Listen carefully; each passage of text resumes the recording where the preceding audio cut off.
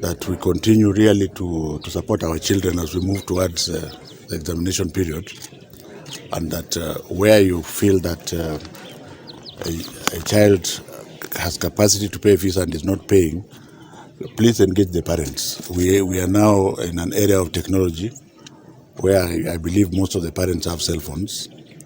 And rather than asking the child to go home to collect the money, you can engage the parents. And like this morning, if the parent is not cooperating with you, you can escalate that to my officers in the field and even as far as Jugo House, including to myself, so that we are able to engage the parents on behalf of the children.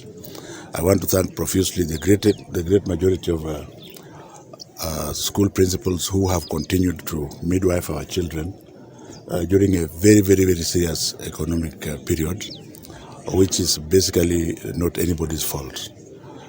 Moving forward, I am hoping that everything stabilizes and we move towards having the exams at the time that they have been regimented to be taken.